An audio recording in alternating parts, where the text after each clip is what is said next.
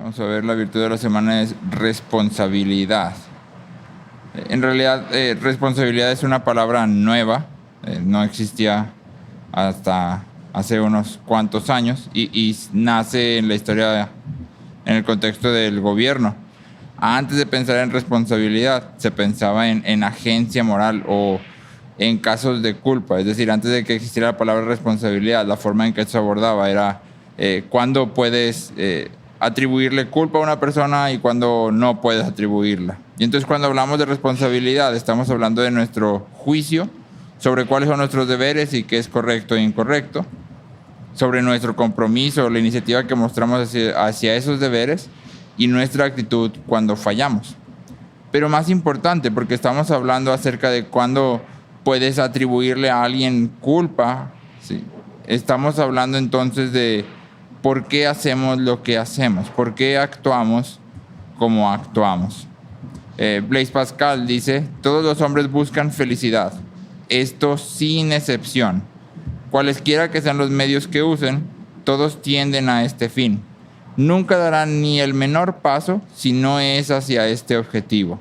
Este es el motivo de cada acción de cada hombre, aún de aquellos que se quitan la vida. Todos buscamos aquello que creemos que nos dará felicidad, y todas nuestras acciones y la actitud con la que hacemos las cosas están moldeadas por nuestra respuesta a esta sencilla pregunta. ¿Dónde está tu deleite? Hebreos 12, versículos 1 y 2, dicen, por tanto, puesto que tenemos en derredor nuestro tan gran nube de testigos, despojémonos también de todo peso y del pecado que tan fácilmente nos envuelve, y corramos con paciencia la carrera que tenemos por delante, puestos los ojos en Jesús, el autor y consumador de la fe, quien por el gozo puesto delante de él soportó la cruz, despreciando la vergüenza, y se ha sentado a la diestra del trono de Dios. Entonces tenemos aquí esta imagen de Jesús, ¿no? Y nos dice claramente, Jesús, puestos los ojos en el gozo puesto delante de él, soportó la cruz. Es decir, lo que hace que Jesús pueda ir a la cruz sin quejas, sin que Dios Padre tuviera que estar diciéndole, ya fuiste a la cruz, oye, ¿a qué horas vas a ir a la cruz? Oye, ya estás por camino allá. Y sin que Jesús estuviera renegando, quejándose mientras camina allá, es que delante de él hay gozo. Y entonces vamos a definir responsabilidad esta semana como gozo en Dios que sobreabunda en vivir nuestra vocación para la gloria de Dios. Gozo en Dios que sobreabunda en vivir nuestra vocación para la gloria de Dios. Entonces hay algunos conceptos que están aquí encerrados y voy a tratar de desmenuzarlos un poquito. El primero que tenemos es esta palabra vocación, que en nuestra cultura vocación es cuando encuentras la carrera en la que te sientes pleno. Y entonces ves a un maestro que es muy buen maestro y dices, no, es que tiene vocación. Pero la Biblia no se refiere a eso cuando habla de vocación. De hecho, los puritanos son los primeros en delinear la doctrina de la vocación. Y William Perkins, uno de ellos, dice esto. Vocación es cierto tipo de vida asignada e impuesta en el hombre por Dios para el bien común. Entonces, vocación es cierto tipo de vida que ha sido asignada al hombre por Dios. En Juan 3:27, los discípulos de Juan el Bautista vienen y le dicen, oye, ya viste que Cristo, Jesús, está atrayendo mucha más gente que tú. Todos van a bautizarse con él en vez de venir a bautizarse contigo. Y Juan responde, ningún hombre puede recibir nada si no le es dado del cielo. Esto es la doctrina de la vocación. Entonces, cuando estamos hablando de nuestra vocación, estamos hablando de todo aquello que concierne a nuestra vida. Todos los roles, las tareas, las habilidades, los límites, las posesiones que Dios nos ha dado. Todo lo que corresponde a nuestra vida, nuestro papel como hijos, como hermanos, como esposos, como miembros de una familia, de una congregación, de una escuela.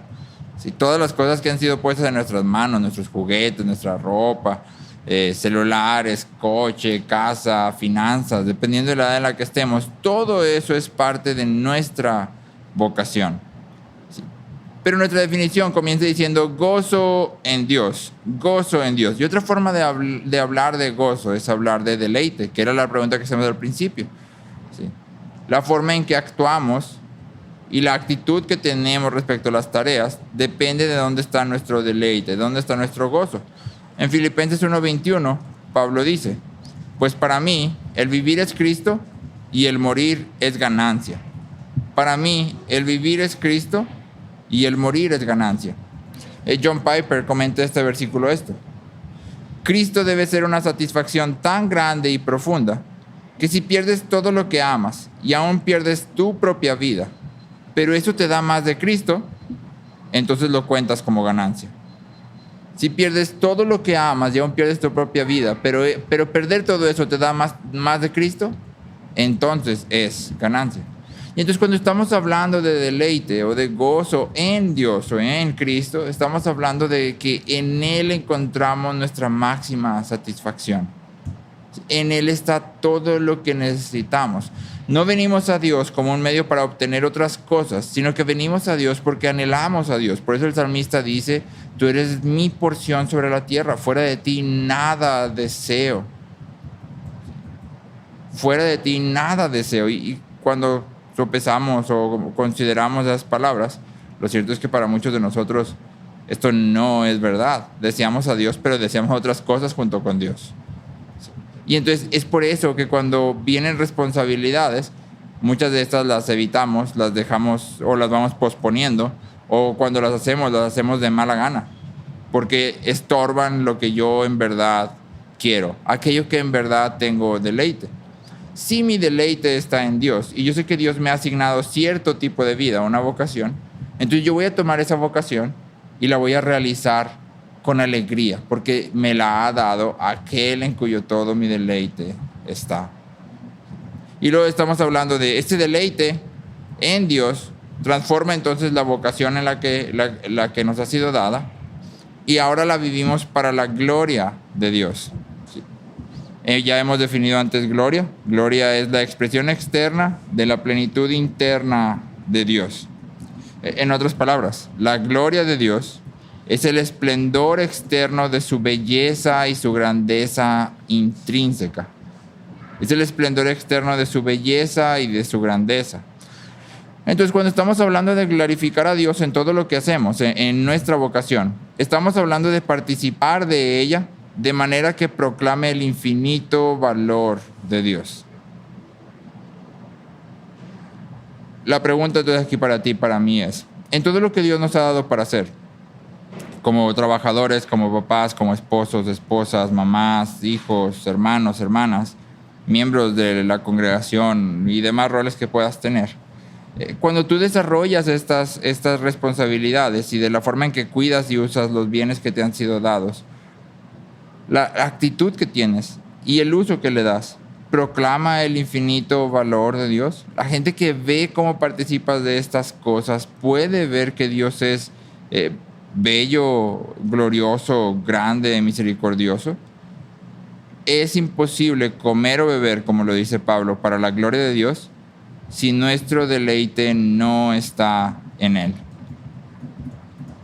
Es imposible que hagamos las cosas de una manera que engrandezca o que manifieste su infinito valor si nuestro deleite no está en Él, porque si nuestro deleite no está en Él implica que no reconocemos su valor infinito, su belleza infinita. Y entonces, ¿cómo la vamos a proclamar a través de lo que hacemos si de entrada ni siquiera la reconocemos?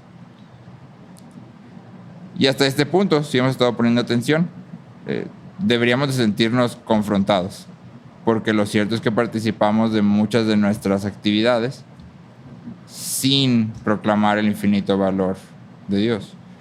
Y esto nos lleva entonces a este punto que es esencial.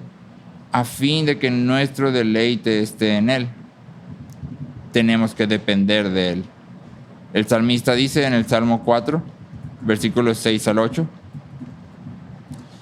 muchos dicen, ¿quién nos mostrará el bien? Sí, y la pregunta es, si la traducimos a lenguaje contemporáneo, ¿dónde vamos a encontrar plenitud? ¿Dónde va a haber verdadera satisfacción? ¿Dónde podemos encontrar felicidad real? ¿Sí? Y es una pregunta más bien retórica. ¿sí? Es decir, el pueblo está diciendo, o estas personas están diciendo, no hay ningún lugar en donde esto esté de verdad. Y luego el salmista contesta, alza, oh Señor, sobre nosotros la luz de tu rostro. Alegría pusiste en mi corazón, mayor que la de ellos cuando abundan su grano y su vino nuevo. En paz me acostaré y así también dormiré, porque solo tu Señor me hace vivir seguro. Y entonces tienes esta dinámica. ¿Sí? Mientras algunos están preguntando, ¿quién nos va a mostrar el bien? ¿Dónde habrá verdadera satisfacción? El salmista dice, tú has puesto alegría en mi corazón y yo puedo entonces dormir seguro y estar tranquilo. Si tú y yo hemos de poner nuestro deleite en Dios, tenemos que acercarnos a Él a fin de que Él transforme en nuestro corazón. Por eso el salmista ora más adelante, unifica mi corazón para que tema tu nombre. Esa debe ser nuestra oración continua. Ahora, tratando de bajar todo esto un poquito al nivel de los niños, contextualizando, diríamos que la responsabilidad es satisfacción o confianza o alegría en Dios, que hace tres cosas. Número uno, decide siempre para mostrar la gloria de Dios. La pregunta ante toda situación es, ¿cómo puedo mejor proclamar la belleza y el infinito valor de Dios en esta situación? Esa es la pregunta fundamental en todo. Entonces, primero, decide siempre para mostrar la gloria de Dios. Segundo, trabaja por amor y con diligencia. ¿Sí? No hace las cosas simplemente porque tiene que hacerlas, porque es un deber, porque si no mi mamá me castiga, sino que hace las cosas porque Dios lo ha amado, o Dios nos ha amado, y por tanto nosotros trabajamos amando a otros y lo hacemos con diligencia. Sí, recordando que definimos diligencia hace ya algunas semanas como suma atención. Toda la atención está enfocada en una sola cosa. ¿Recuerdas que al principio decíamos, cuando hablamos de responsabilidad, hablamos de la iniciativa y el compromiso que mostramos? Eso es diligencia. Y 3, acepta sus errores. Es decir, reconoce que todo esto que la responsabilidad implica es mucho. Y que entonces muy seguramente vamos a quedar cortos muchas de las veces. Y entonces cuando alguien venga y nos confronte, en humildad vamos a poder aceptar lo que hicimos mal, pedir perdón, arrepentirnos y corregir. Finalmente, todo esto tiene que ver con dónde está nuestro deleite. Si mi deleite está en mi reputación y alguien quiere venir y decirme que lo hice mal, yo voy a reaccionar mal. Me voy a defender, me voy a enojar, voy a discutir. ¿Sí? Si mi deleite está en el éxito, ¿sí? Yo voy a trabajar, pero el amor no va a ser lo que me motive. Y de hecho voy a descuidar las relaciones y voy a descuidar el amar a otros, porque yo lo que estoy realmente amando es el éxito. ¿Sí? Entonces, todo esto tiene que ver con dónde está mi deleite, a qué estoy realmente amando, a quién estoy realmente amando. La responsabilidad no es meramente hacer lo que nos toca, sino que es hacer lo que tenemos que hacer por un gozo que está puesto en Dios, para su gloria. Señor, ayúdanos, Padre, a que primero nosotros como maestros y como papás pongamos nuestro deleite en ti, de manera que podamos dirigir a los niños y a nuestros hijos hacia ti, Señor, como la fuente de agua viva, Señor. Ayúdanos a mostrarles que es bueno, es grato, es satisfactorio vivir para tu gloria, Señor, aun cuando pueda ser difícil.